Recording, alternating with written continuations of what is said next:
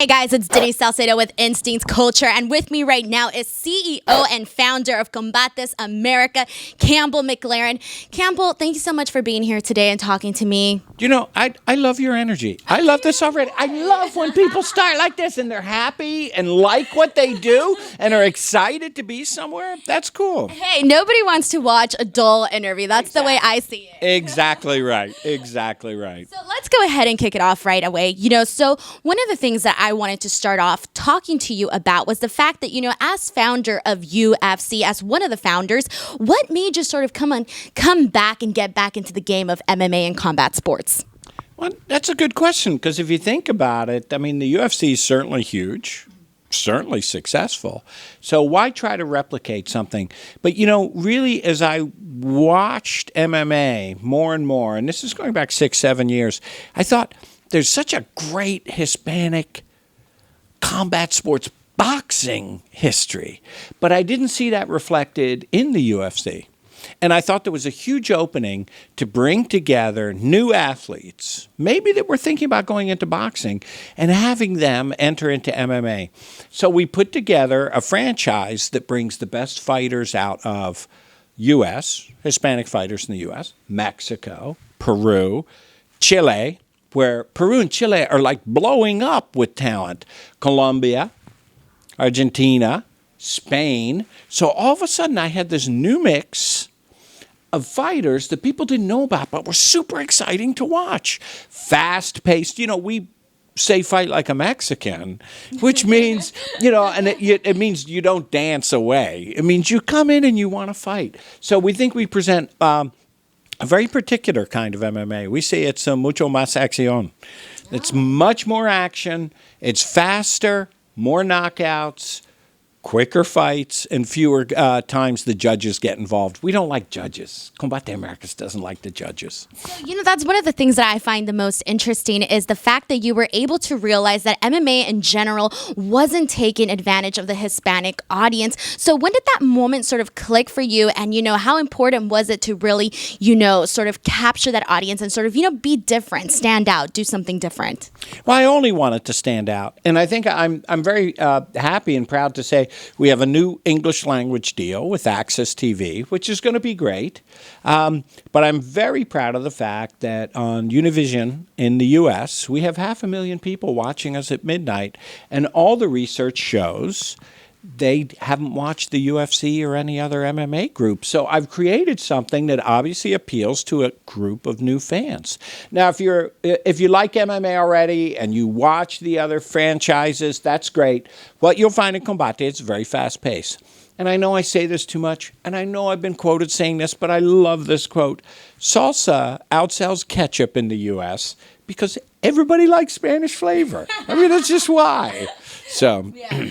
Everybody loves the Mexican food and all of that stuff. No, but, so going into this again, another thing that I find interesting is one of the aspects that COMBATE America has brought in is sort of the rivalries between these Latin American countries where it's sort of like a soccer game, where you have those rivalries. And that's one of the aspects that I'm seeing with this. So, how important was it to sort of have that, as part of the show? This interviewer came prepared. Look at this. Look at what she's got. These are great questions. That was a great question. That's the whole premise to COMBATE, right? Because we like those rivalries.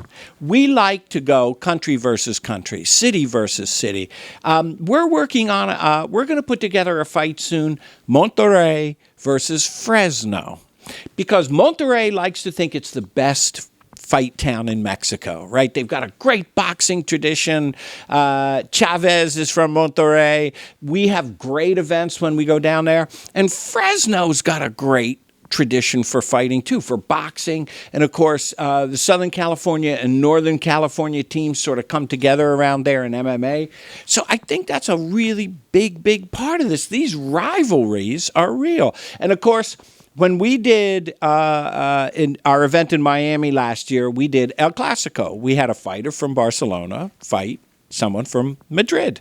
So when you replicate those traditional rivalries. It just adds another element to it. I mean, I think it's so much fun. It's fantastic. It's the stakes, like not only the stakes of it, being, a live action sport and all of this and all the hard hitting action and all of that, but the fact that, you can sort of get behind of, or like, I really, want my country to win and, screw this guy. I'm going to stand behind this guy. So I really like that aspect as well, especially because, it is very relatable to soccer, obviously, and other sports. So now, you mentioned the deal with Univision. How important was it to land that deal and then afterwards see the ratings that you guys were getting, because they were astronomical? Astronomical is right. We are in the top 10 late night shows in the U.S. in both languages, English and Spanish, right? The ratings are fantastic. I think it just shows there was a lot of people that wanted to know about MMA, but just didn't find the other organizations comfortable, right? Like when you watch sports or when you watch the news, you want that to be, I don't want to say like comfort food. If you're a Spanish speaker, you want to watch in Spanish. Besides, let me tell you this. My Spanish is not that good. I'm still really working to perfect my English. But I'll tell you, announcers in Spanish are 10 times as much fun as what we do in this country. Ay, señores! You can just hear the energy of the announcers. And I like what we do on Univision, even though I'm far from fluent in Spanish. It's just a blast, the excitement level. There is a passion to Hispanic Latino life. I say Hispanic because I'm not Latino. Oftentimes I wish I was. But just in the word Latino, you feel the passion of it. There's heat, there's love, there's family, there's tradition, there's excitement. And so that's what we really, really want to bring to Combate. It's really a Latin passion for life, for sport, for competition. So now let me ask, given the fact that, you're now on Access as well, and sort of you have the Hispanic audience, you've engaged them and all of that, but now how do you make it so that you also attract, another general audience, everybody else who, wants to watch MMA?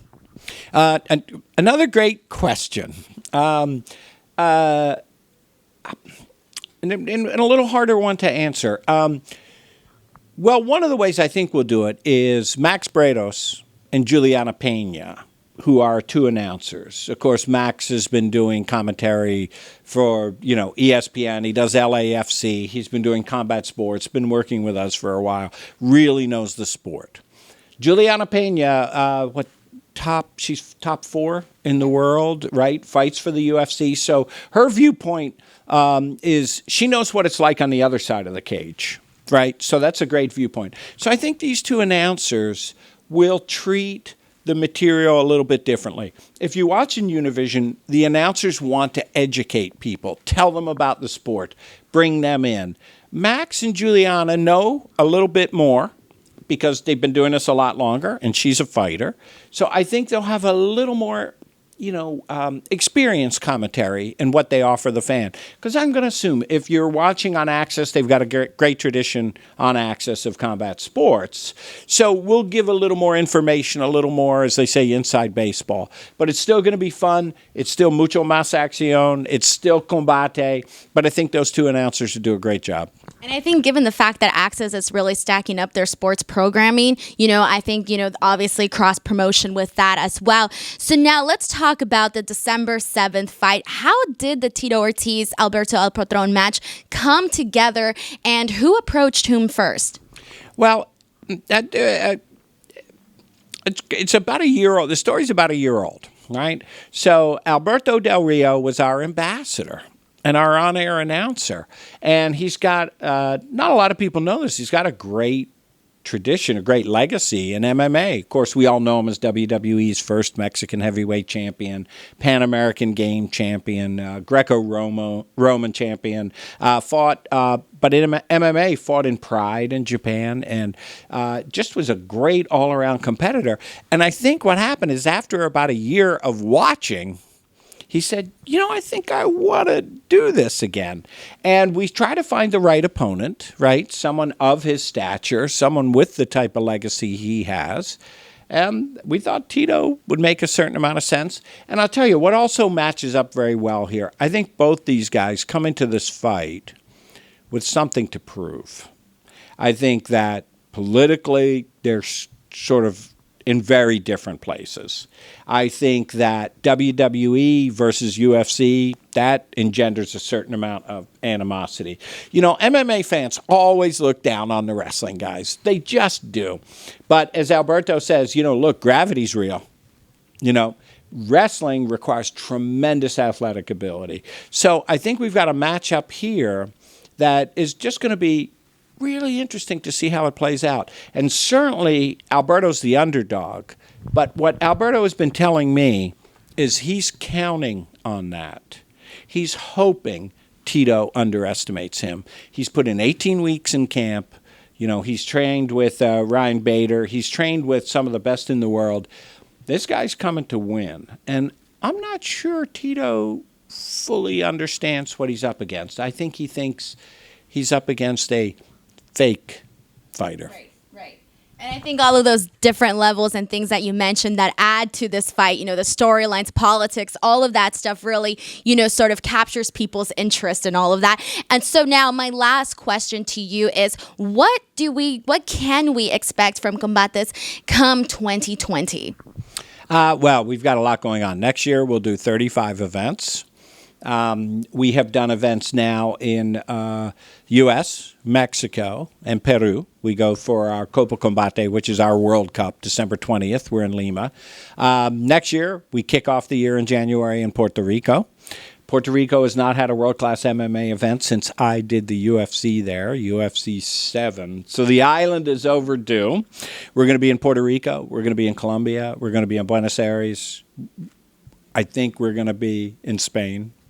So again, 35 events, a lot of exciting fighters. I think Rafa Garcia is somebody everybody's going to be hearing about. I think at 155 he might be the best in the world. And so, I think next year's Rafa Garcia's year. Also, Super Melly Martinez, who's now 6-0. She's fighting December 7th on our pay-per-view.